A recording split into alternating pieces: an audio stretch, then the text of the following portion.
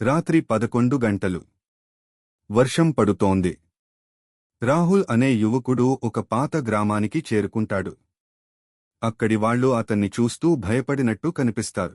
గ్రామంలో ఒక పాత ఇల్లు ఖాళీగా ఉంది. రాహుల్ అక్కడే ఉండాలని నిర్ణయించుకుంటాడు. లోపలికి వెళ్లగానే చల్లని గాలి వీస్తుంది. అర్ధరాత్రి. ఎవరో పిలిచినట్టు శబ్దం. రాహుల్. అతను అద్దం వైపు చూస్తాడు. అక్కడ అతను కాదు, ఇంకొకరు కనిపిస్తారు. గోడలపై రక్తపు ముద్రలు కనిపిస్తాయి. నేల మీద అడుగుల గుర్తులు. కానీ అవి ఒక్కసారిగా మాయమవుతాయి. ఆ ఇల్లు ఒకప్పుడు ఒక మహిళది.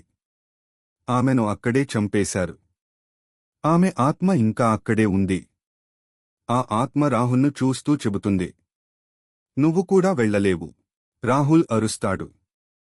తలుపు తెరవడానికి ప్రయత్నిస్తాడు. కానీ తలుపు తెరుచుకోదు. మరుసటి రోజు గ్రామస్తులు ఆ ఇల్లు దగ్గరికి వస్తారు. తలుపు తెరిచి చూస్తే లోపల ఎవరూ లేరు. కానీ గోడమీద కొత్తగా రాసి ఉంటుంది, ఇప్పుడు నేను ఒక్కడిని కాదు.